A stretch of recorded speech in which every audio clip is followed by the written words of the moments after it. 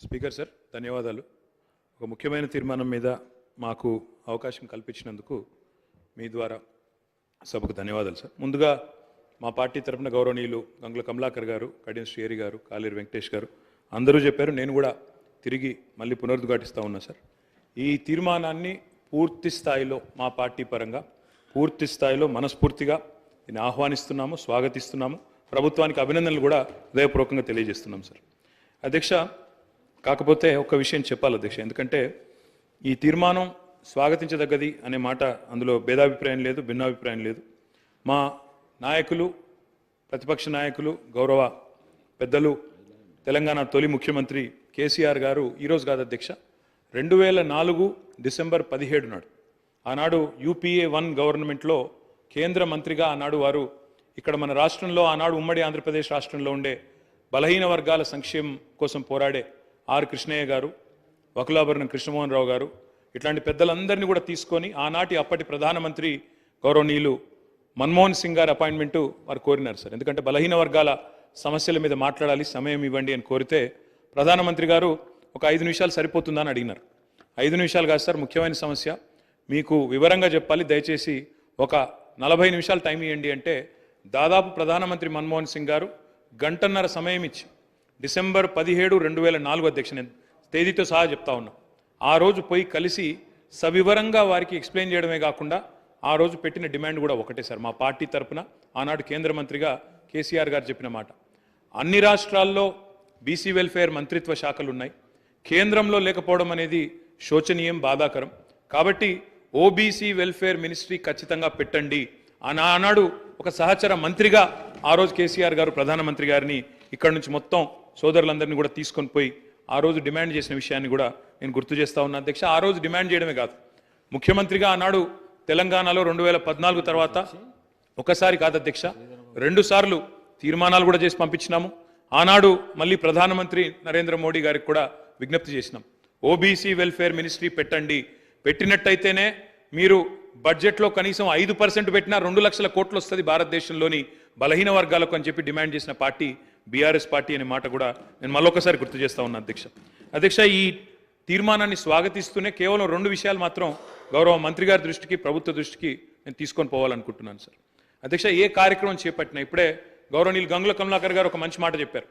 బీహార్లో ఈ ప్రయత్నం చేసినారు, అక్కడ జనరల్ అడ్మినిస్ట్రేషన్ డిపార్ట్మెంట్ ద్వారా GAD ద్వారా అక్కడ ఈ కార్యక్రమాన్ని వారు ప్రయత్నం కూడా చేసినారు. ఆనాడు JDU కాంగ్రెస్ పొత్తులో ఉండే అనుకుంటా, అక్కడ ప్రయత్నం RJD పొత్తులో ప్రయత్నం చేసినారు. కానీ దురదృష్టవశాత్తు న్యాయపరమైన చిక్కులు రావడం వల్ల మొత్తం ప్రక్రియ ఆగిపోయింది. 500 కోట్లు బడ్జెట్లో పెట్టినప్పటికీ మొత్తం కార్యక్రమానికి విఘాతం కలిగి ఈరోజు ఎటు కాకుండా త్రిశంకు స్వర్గంలో వేలాడుతూ ఉన్నది.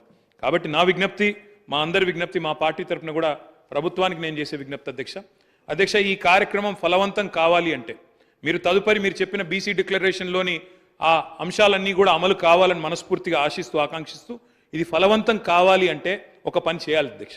దయచేసి శాసనసభను పొడిగించండి, ఇంకా 2 రోజులు పొడిగించండి, బిల్లు ప్రవేశపెట్టండి. చట్టబద్ధత ఉంటేనే ఈ కార్యక్రమం ఫలవంతం అవుతుంది తప్ప లేకపోతే విఫలం అవుతుంది సార్. ఇంకొక మాట కూడా సార్, ఇప్పుడు జస్టిస్ రాజేందర్ కుమార్ సచార్ గురించి కూడా గౌరవ ముఖ్యమంత్రి గారు చెప్పినారు అధ్యక్ష. జస్టిస్ రాజేందర్ కుమార్ సచార్ కమిటీ ఏర్పాట్లో కూడా మా పాత్ర ఉంది, మా నాయకుడు కేసీఆర్ గారి పాత్ర ఉంది. ఆ రోజు UPAలో కేంద్ర కేబినెట్లో వారు ఉన్నప్పుడే ప్రతిపాదన కూడా తీసుకొచ్చాం. ఇప్పుడు ఎందుకు చెప్తా ఉన్నా ఈ మాట అంటే జ్యుడిషియల్ శాంక్టిటీ కానీ అధ్యక్ష, ఒక్క నిమిషం మీరు చెప్పాలి, చెప్పింది దానికి మొత్తం అధ్యక్ష చెప్పండి సార్, చాలా చెప్పండి అధ్యక్ష.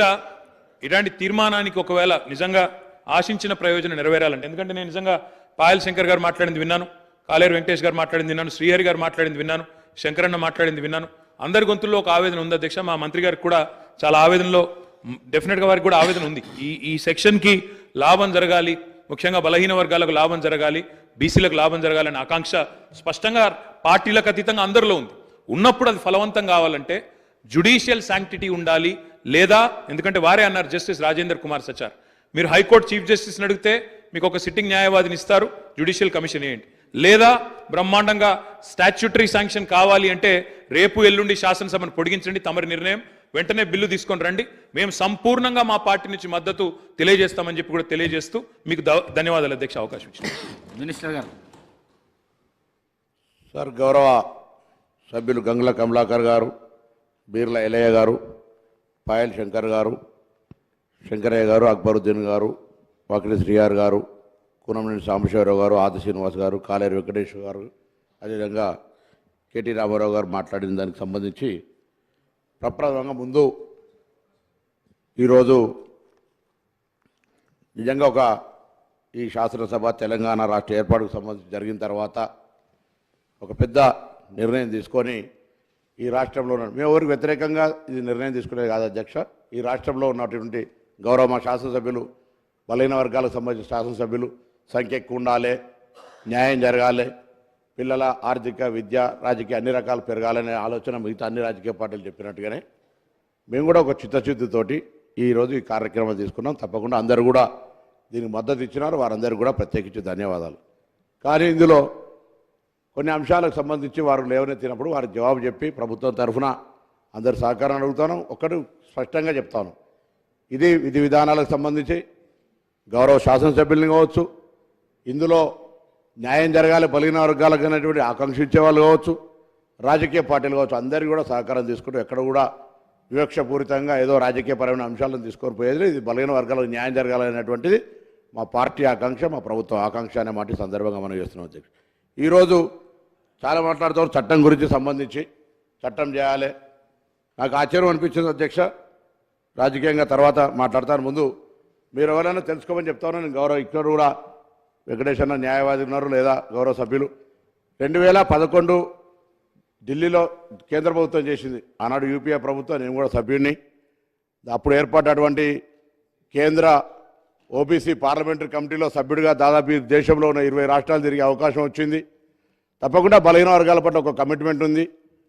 డిగ్రీ చదువుకునే విద్యార్థి రాజకీయాల్లో ఆనాడు మురళీధర్ కమిషన్ లోపల మరి కార్యక్రమం తీసుకున్నప్పుడు మరి తెలుసు పరిస్థితి. మండలం పేరు మీద కమ్మటలను తీసుకొచ్చినటువంటి పరిస్థితుల్లో కూడా మండల్ గెలవాలని కోరాడుకున్నటువంటి వాళ్ళ ఆనాడు నుంచి వచ్చిన బిడ్డగా నేను అందరికీ కోరుతాను, గౌరవ సభ్యులు కూడా సభను కూడా 2011లో కూడా ఎటువంటి చట్టం చేయకుండానే క్యాష్ సెన్స్ జరిగిందవా, ఇది ఒక ప్రభుత్వ నిర్ణయం.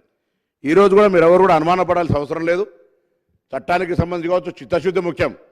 2014లో అధికారంలోకి వచ్చిన తర్వాత సరే ఎవరు మంత్రులు ఉన్నారు, బీసీ వెల్ఫేర్ మంత్రులు ఎవరు ఏంది అనేది కాకుండా ఈ రాష్ట్రంలో 130 కులాలుండి 29% విద్యా ఉద్యోగ రంగాల్లో ఉన్న తర్వాత కూడా స్థానిక ఎన్నికల లోపల బీసీ రిజర్వేషన్ శాతం జరుగుతోంది అధ్యక్ష. కానీ చిత్తశుద్ధిగా మరి మిగతా అన్ని వీటికి సంబంధించి చేయాలనే ఆలోచన ఎప్పుడు రాలే. గౌరవ మాజీ మంత్రి గారు నాకు ఆశ్చర్యం అనిపిస్తూ ఉంది, కులగణనకు సంబంధించిన ప్రభుత్వం చేసింది ఆ రోజు, దాన్ని బయట పెట్టమని అన్నాడు. అడిగుంటే ప్రభుత్వంలో ఉండి కోరితే క్యాబినెట్లోనన్నా కనీసం అడిగితే బాగుంటుండే. అది ఎప్పుడు కూడా బయటికి ఇంతకుముందు అక్బరుద్దీన్ గారు అన్నట్టుగా మేము కూడా అడుగుతాము, దాన్ని బయట పెట్టి ఈరోజు ప్రభుత్వ ఖర్చులతో జరిగింది, దాన్ని బయట పెట్టాలని కూడా ఈ సందర్భంగా కోరుతా ఉన్నాం. తప్పకుండా మేము కూడా ఆ అంశం తెలియజేస్తామని అడుగుతాం అధ్యక్ష.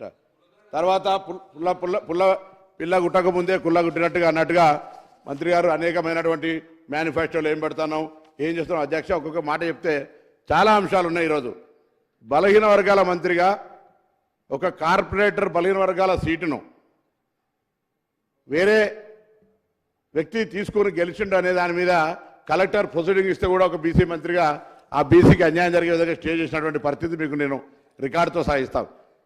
ఈ పరిస్థితులలో నేను ఒకటే మళ్ళీ కొడతాను, రాజకీయాలకు సంబంధించి ప్రసంగం ఇవ్వదలుచుకుంటే అనేక మీద దలుచుకుంటాం. కానీ ఈరోజు మనం ఏం చేసినాం, మన అధికారంలో ఏం జరిగింది అనేటువంటి మాట తీసుకునేటువంటి ప్రయత్నం కూడా చేస్తే, సార్ ఈరోజు తెలంగాణ రాష్ట్ర ప్రభుత్వంలో 10 సంవత్సరాలుగా ఫెడరేషన్స్ చేసినారు అధ్యక్ష. అనేకమైనటువంటి కుల ఫెడరేషన్స్ ఉన్నాయి.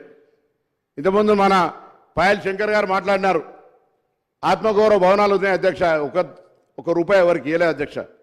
అంతేకాదు బీసీ కార్పొరేషన్ నుంచి 2018 ఎన్నికలప్పుడు 2023 ఎన్నికలు బీసీ బంధు పేరు తప్ప ఎన్నడూ ఆ ఆర్గనైజేషన్ పనిచేయలే, ఒక రూపాయి కేటాయించలేదు అధ్యక్ష. ఇది రికార్డు. అదేవిధంగా 2014 నుంచి 2023 దాకా వీళ్ళు ఇప్పుడు చెప్తా ఉన్నారు సంవత్సరానికి 20 కోట్లు ఇస్తా ఉన్నారు, 1,00,000 కోట్లు కావాలని. మొత్తం 9.5 సంవత్సరాల లెక్కలు దీవని అడుగుతా ఉన్నా అధ్యక్ష. మీరు బడ్జెట్లో ఎన్ని 100 కోట్లు ప్రకటించుకున్నారో మొత్తం 23,000 కోట్ల రూపాయలు ఖర్చు తప్ప ఈ రోజు వరకు 9.5 సంవత్సరాల ఈ ప్రభుత్వం బీసీలకు ఇచ్చినటువంటి ఖర్చు 23,000 కోట్లు మాత్రం అధ్యక్ష. మీరు రికార్డ్స్ ఉంటే అన్ని రికార్డులను వెరిఫై చేసుకోమని చెప్పి సభదారం కోరుతా ఉన్నాం. అదేవిధంగా ఈరోజు ఎంబీసీలకు సంబంధించి ముచ్చట వచ్చింది అధ్యక్ష. ఎంబీసీలకు సంబంధించి 1000 కోట్ల ఆర్భాటంగా ప్రకటిస్తే నిజంగా కూడా నేను ఒక బలహీన వర్గాల బిడ్డగా చాలా సంతోషపడ్డా. మా ఎంబీసీలకు సంబంధించి 1000 కోట్లు వచ్చినాయని అధ్యక్ష 1000 రూపాయలు కూడా ఖర్చు కానటువంటి పరిస్థితి. ఆ కార్పొరేషన్ చైర్మన్ వేస్తే ఆ కార్పొరేషన్ చైర్మన్ ఒకసారి ఇంటర్వ్యూ తీసుకొని ఆయన బాధ చెప్తారు. ఈ పరిస్థితుల్లో ఉన్నటువంటి సందర్భంగా మనం వాస్తవికంగా మాట్లాడాలి, వాస్తవికంగా న్యాయం చేయాలని చెప్పిన అందరూ కూడా అఖిలపక్షాన్ని పిలుస్తాం, బలహీన వర్గాల శాసనసభ్యులు పిలుస్తాం, మాజీ శాసనసభ్యులు పిలుస్తాం.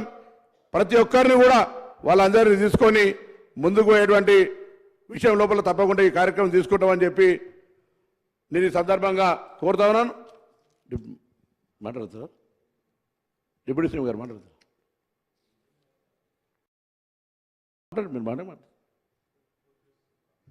మీరు మాట్లాడతారా? తర్వాత ఈరోజు కులగణనకు సంబంధించి మేము అడుగుతున్నాం అన్ని ఇంటింటికి 2011లో చేసినప్పుడు ఈరోజు అక్కడ అప్పుడు ఇక్కడ గ్రామీణాభివృద్ధి శాఖ చేసింది అధ్యక్ష. నేను మీ అందరు సలహాలు తీసుకుంటాను ఏ విధంగా చేస్తే బాగుంటుంది, పెరిగిన సాంకేతికతను ఏ విధంగా ఉపయోగించుకోవాలి, ఇంటింటికో ఏ విధమైనటువంటి సమాచారాన్ని సేకరించాలి. మేము ఒక్కలమే ఏదో ప్రభుత్వాన్ని రహస్యంగా గోప్యంగా చేసుకునేది కాదు అధ్యక్ష. ఇది తప్పకుండా అందరి సలహాలు మరొకసారి మీ అందరికి విశ్వాసం కలిగిస్తా ఉన్నా. ప్రభుత్వంలో మా దగ్గర ఒకవేళ మేము ఏదైనా తీసుకునే నిర్ణయం అటు ఇటు జరిగితే మా దగ్గర ప్రశ్నించేటువంటి హక్కు కూడా ప్రశ్నిస్తుంది అధ్యక్ష. మేము మా యొక్క వర్గాల న్యాయం కోసం అటువంటిది గతంలో లేకపోవచ్చు కాబట్టి అట్లనే జరుగుతుంది అనుకుంటే పొరపాటు అధ్యక్ష. తప్పకుండా కుల గణనలకు సంబంధించి బలహీన వర్గాలకు న్యాయం జరగాలనేటువంటి అంశం మీద తప్పకుండా సాంకేతికత 2011లో చేసినటువంటి అంశంగా ఏ విధంగా చేస్తే, దీనికి ఏ కమిషన్ చేస్తే, ఏ సంస్థ ద్వారా చేస్తే అనేటువంటి అన్ని అంశాల మీద మిమ్మల్ని విధి విధానాలను సాలుగా తీసుకుంటాం. బయట చెప్తా ఉన్నారు అక్కడ ఆ రాష్ట్రంలో స్టే వచ్చింది, ఎక్కడ ఏం స్టే రాలేదు అధ్యక్ష. మీరు కూడా వెరిఫై చేసుకోండి.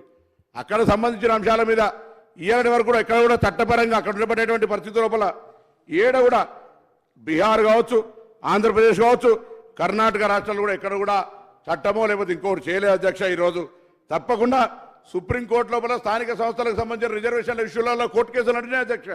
దాని ట్రిపుల్ టెస్ట్ పేరు మీద ఆ యొక్క రాష్ట్రాల ప్రకారం ఇవాళ గుజరాత్లో 35% రిజర్వేషన్ ఉంది అధ్యక్ష బీసీలకు. ఆ విధంగా అనేక కార్యక్రమాలు జరుగుతూ ఉన్నాయి. నేను బీజేపీ సభ్యులను కావచ్చు, టీఆర్ఎస్ సభ్యులను కూడా అందరినీ కూడా కోరుతా ఉన్నా. ఈరోజు మా పక్ష సభ్యులను కూడా అవసరమైతే ఒకవేళ ఎక్కువ శాతాన్ని ఏ విధంగా ఎంచుకోవాలి పక్క తమిళనాడు రాష్ట్రంలో. ఎందుకంటే గౌరవ ముఖ్యమంత్రి గారు గతంలో సకల జిల్లా సర్వే చేసినప్పుడు అంతకుముందు 86-90% ఉంది. అవసరమైతే ఎందుకు చేయరు, రాజ్యాంగాన్ని అర్థమని మాట్లాడినటువంటి మాటలు ఈ సందర్భంగా జ్ఞాపకం ఉంది అధ్యక్ష. తప్పకుండా ఎవరు కూడా 100 సంవత్సరాలు బతికే అంతకంటే ఎక్కువ లేదు ఉన్నప్పుడు మేము ఆనాడు పార్లమెంటు సభ్యుడిగా అయినాడు తెలంగాణ సాధనకు సంబంధించి ఏ విధంగానైతే ఒక చరిత్రలో తెలంగాణ రాష్ట్రం ఏర్పడడానికి మా బాధ్యత నిర్వహించడం. ఇవాళ ఈ చట్టసభలో ఒక బలహీన వర్గాల బిడ్డగా, బలహీన వర్గాల శాఖ మంత్రిగా గతంలో ఎవరు ఏం చేసిరు అనేటువంటి దాని చర్చ కంటే ఎక్కువ కూడా మేము రేపు పొద్దున పారదర్శకత్వంగా చరిత్రలో ఈ కాంగ్రెస్ పార్టీ బిడ్డగా, కాంగ్రెస్ పార్టీ మా నాయకుడు రాహుల్ గాంధీ గారు తీసుకున్న నిర్ణయాన్ని ముందుకు తీసుకుపోయేటువంటి కార్యక్రమం లోపల ఎక్కడ కూడా ఎవరికి అనుమానం లేకుండా చేస్తామనేటువంటి మాట మీ ద్వారా సభకు ఈ యొక్క తెలంగాణ ప్రజానికాన్ని చెప్పేటువంటి ఒక ప్రయత్నం చేస్తున్నాం అధ్యక్ష. మా మీద ఎటువంటి అనుమానం పడే అవసరం లే, మాకు ఆ చిత్తశుద్ధి ఉంది. ఇలా అధికారంలో ఉన్నటువంటి భారతీయ జనతా పార్టీ బలహీన వర్గాల మంత్రి అంటారు అధ్యక్ష. వాళ్ళెన్నడూ కూడా ప్రధానమంత్రిగా ఉన్నటువంటి ఆయనను అనేక వందల సార్లు ఇవాళ గౌరవ కేటీ రామారావు గారు చెప్పినటువంటి ఆర్ కృష్ణయ్య గారు రాజ్యసభ సభ్యులుగా బలహీన వర్గాల నాయకత్వం ఢిల్లీ కేంద్రంగా అనేక సందర్భాల్లో ధర్నాలు చేసి మేము కూడా అనేక సందర్భాల్లో రిప్రజెంట్ చేసి ఒక మంత్రిత్వ శాఖ ఏర్పాటు చేయలే. ఆనాడేమో సరే ఎస్సీ ఎస్టీ బీసీలకు సంబంధించిన ఒక మంత్రిత్వ శాఖ ఉండే, ఇవాళ ఆనాడు డాక్టర్ ఎంబీబీఎస్ ఉంటే సరిపోతుండే, ఇవాళ స్పెషలైజేషన్ వచ్చేది సూపర్ స్పెషాలిటీ వచ్చింది. అట్లనే ఇవాళ కూడా శాఖలలో మాకు న్యాయం జరగాలని అడుగుతున్నప్పుడు అవసరానికి అనుగుణంగా శాఖలు ఏర్పాటు చేయాల్సినటువంటి బాధ్యత వాళ్ళు చేయలే. కానీ ఈ బీసీలకు ఇచ్చి తప్పకుండా ఇవ్వాలి. కానీ ఎక్కడ కూడా బీసీల పరంగా అన్యాయం జరిగేటువంటి పరిస్థితి ఉండదు అధ్యక్ష. ఈరోజు రాష్ట్రంలో వాళ్ళు బీసీ ముఖ్యమంత్రి ఎజెండా తీసుకున్నారు, కానీ ఇక్కడ ఫ్లోర్ లీడర్ కూడా బీసీని వేయలేకపోయారు. ఉన్న బీసీ ప్రెసిడెంట్ని తీసేసినారు. దాని తర్వాత ఇలా ఇప్పుడు కూడా అడుగుతా ఉన్నాయి తెలంగాణ బీసీల అభ్యున్నతికి కేంద్రం నుంచి ఏం సహకారం చేస్తారో సహకారం చేయండి. మేము తప్పకుండా ఈరోజు అదేవిధంగా నిధులకు సంబంధించి ఈ యొక్క సర్వే చేయడానికి నిధులకు సంబంధించినటువంటి ప్రశ్న కూడా ఉత్పన్నమైంది. తప్పకుండా ఇప్పటికే అవసరమైతే ఎంతైనా కానీ ప్రభుత్వం వెనుక పోమనేటువంటి మాట క్యాబినెట్ లోపల చర్చ చేయడం జరిగింది. ఇన్ ప్రిన్సిపల్గా 150 కోట్లకు సంబంధించి కూడా అంగీకారం కూడా తెలిసిందనే మాట ఈ ద్వారా సభ ద్వారా మీ ద్వారా సభ చెప్పేటువంటి ఒక ప్రయత్నం చేస్తా ఉన్నాం అధ్యక్ష. దాంతో పాటుగా ఈరోజు ఆనాడు రాజీవ్ గాంధీ గారు లోకల్ బాడీలో కావచ్చు, ఇక్కడ మరి చెన్నారెడ్డి గారు కావచ్చు, అందరూ ఒక బలహీన వర్గాలకు సంబంధించి న్యాయం జరగాలని ఆలోచనతో కాంగ్రెస్ పార్టీ ముందు నుంచి కూడా కార్యక్రమం జరుగుతుంది అధ్యక్ష. ఈ రోజు కూడా మళ్ళొక్కసారి మేము ఒకటే కోరుతా ఉన్నాం, తప్పకుండా ఏది ఏమైనా ఈరోజు బలహీన వర్గాలకు న్యాయం జరగాలి. ఇంతకుముందు గౌరవ సభ్యులందరూ చెప్పినట్టుగా మేమెంతో మాకంతా జరగడానికి సామాజికంగా, ఆర్థికంగా, కుల సర్వేకి సంబంధించినటువంటి ప్రభుత్వం తీర్మానం పెడుతున్నటువంటి సందర్భం లోపల మీరందరూ కూడా మరి ముందుకు తీసుకుపోయే ప్రయత్నం చేయాలి. ఆ విధంగా మనం చర్చ చేసుకుంటే మీరేమి హామీలు ఇచ్చారు, మేమేమి హామీలు ఇచ్చారు అనేటువంటి మాట చర్చ కంటే ఎక్కువ కూడా ఈరోజు ఒక బాధ్యత గల ప్రతిపక్షంగా ఉరుకుతున్నని కాలడం పెట్టి వడగొట్టుడు కాదు, మీరు ఊకే అదో ఏదో కారణం చెప్పడం కాదు, మీరేం నిర్మాణాత్మక సలహాలు చెప్తారో చెప్పండి. నిర్మాణాత్మక సలహాలను స్వీకరించడానికి ఈ ప్రభుత్వం సిద్ధంగా ఉందనేటువంటి మాట సందర్భంగా మనం చూస్తున్నాం. అది కాకుండా రాజకీయపరమైన విమర్శలకే పరిమితం కావాల్సుకుంటే ఇలా ఎక్కువ నేను రాజకీయపరమైన అంశాలు తక్కువగా మాట్లాడే ప్రయత్నం చేస్తా ఉన్నాం. కానీ జరుగుతున్నటువంటి మాటల్లో వాళ్ళు మాట్లాడినటువంటి జవాబు చెప్పాల్సింది కూడా చెప్తూ తప్పకుండా మరొక్కసారి మీ ద్వారా ఈ సభ దృష్టికి తీసుకొని వస్తా ఉన్నాం. దయచేసి అందరూ కూడా, ఇంతకుముందు నేను గౌరవ అక్బరుద్దీన్ ఓవైసీ గారు మాట్లాడినప్పుడు కూడా చెప్దాం అనుకున్నా, సార్ ఇలా బీసీల హక్కుల కోసం కొట్లాడుతూ ఉంటుంటే వాళ్ళకి సంబంధించిన సమస్యలు ఎత్తుతా ఉన్నాం, మేము అద్దనలేం. వాళ్ళకి అనేక సందర్భాల్లో సమయం దొరుకుతుంది. కానీ ఈ యొక్క సందర్భం బలహీన వర్గాలకు సంబంధించినటువంటి న్యాయం చేయాలనే సంకల్పంతో ఈ రాష్ట్రంలో ఈ సర్వే జరగాలని కోరుకుంటా ఉన్నాం. ఈ సర్వే రాజకీయంగా ఎదగడానికి, ఈ సర్వే ఆర్థికంగా ఎదగడానికి, ఈ సర్వే సామాజికంగా ఎదగడానికి ఉపయోగపడే విధంగా మా కార్యాచరణ ఉంటుంది. అందులో అనేకమైనటువంటి సాంకేతికమైనటువంటి అంశాలు తీసుకుందాం. మారుతున్న కాలానికి అనుగుణంగా రేపు ఈ సమాజంలో మేము కూడా భాగస్వాములమే. ఈ సమాజ నిర్మాణానికి సంబంధించి ఆనాడు తెలంగాణ ఉద్యమంలో బలహీన వర్గాలు ఏ విధంగా అయితే పాత్ర పోషించారో రాబోయే కాలంలో తెలంగాణ నిర్మాణానికి కూడా ఉండాలని కోరుతూ సభ్యులు, గౌరవ సభ్యులు చెప్పినట్టుగా ఒకవేళ రాజకీయ పార్టీలు అందరూ కూడా అంగీకరిస్తే బీసీల సంఖ్య పెరగడానికి, ఒకవేళ కేంద్రంలో చట్టం లేదు కావచ్చు, మీరు చట్టం చేసి సభ్యుల సంఖ్యను పెంచే ప్రయత్నం చేయండి. అందరికీ న్యాయం జరగాలి. ఎవరి హక్కును ఎవరు గుంజుకునే అవసరం లేదు. ఇవాళ బలహీన వర్గాలు ఇంత శాతం ఉన్నారని చెప్పిన వాళ్ళు బలహీన వర్గాల సంక్షేమం కృషి చేసేటువంటి అవసరం ఉందనే మాట మనం చేస్తూ ఆ దిశలో మా నాయకుడు రాహుల్ గాంధీ గారు తీసుకునే నిర్ణయానికి అనుగుణంగా జితనే ఆబాది ఉతనే ఇస్సాదారి అనేటువంటి కార్యక్రమం తీసుకునే భాగంగా ఈరోజు తెలంగాణ రాష్ట్రం, ఈ ప్రభుత్వం ఈ యొక్క కార్యక్రమం తీసుకొని ముందుకు పోతా ఉంది. ఇది దేశానికి ఆదర్శం కావాలి. ఈ యొక్క కార్యక్రమం దేశవ్యాప్తంగా భారతీయ జనతా పార్టీ సుప్రీంకోర్టులో అఫిడవిట్ ఇచ్చింది. ఈ యొక్క సర్వే ద్వారానైనా వాళ్ళు భవిష్యత్తులో మనసు మార్చుకొని దేశవ్యాప్తంగా బలహీన వర్గాల సంఖ్య, కుల జనగణన చేసి దేశంలో బలహీన వర్గాలకు న్యాయం చేసే విధమైనటువంటి కార్యక్రమాలు తీసుకొచ్చే విధంగా ఇది ఒక వేదిక, ఇది ఒక మార్గదర్శి కావాలి తెలంగాణ అనేటువంటి మాట సందర్భంగా కోరుతూ తప్పకుండా ఈరోజు గౌరవ సభాపతి గారికి ఈ సందర్భంగా ఈ యొక్క కార్యక్రమాన్ని, బిల్లును, ఈ యొక్క తీర్మానాన్ని ప్రవేశపెట్టినటువంటి సందర్భంగా మీకు మరొకసారి ధన్యవాదాలు తెలియజేస్తూ అన్ని రాజకీయ పార్టీలకు హృదయపూర్వకంగా ధన్యవాదాలు తెలియజేస్తా ఉన్నా. అందరూ ఏకగ్రీవంగా గట్టిగా ఈ భవిష్యత్తులో మీ సలహాలు, సూచనలు, ఈ కార్యక్రమ నిర్వహణకు సంబంధించినటువంటి అన్ని రకాలతో ఓపెన్ మైండ్తో ఉన్నాం. మీరు ఎప్పుడైనా ఏ బేసిజన్ లేకుండా ఒక తమ్ముడిగా ఈ సభలో చిన్నవాడిగా నాకు సలహా సూచనలు ఏమని చెప్పి ఈ సందర్భంగా ప్రతి ఒక్కరిని కోరుతూ అందరికీ హృదయపూర్వకంగా ధన్యవాదాలు తెలియజేస్తా ఉన్నాను. డిప్యూటీ చీఫ్ మినిస్టర్ గారు, డిప్యూటీ చీఫ్ మినిస్టర్ గారు,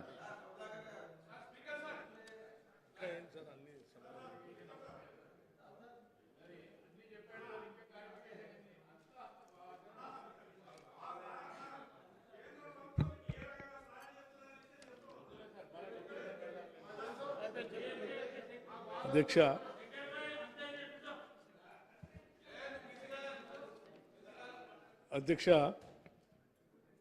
ఈ తీర్మానం పైన మాట్లాడినటువంటి గౌరవ సభ్యులందరికీ కూడా ముందుగా నా హృదయపూర్వకమైనటువంటి ధన్యవాదాలు.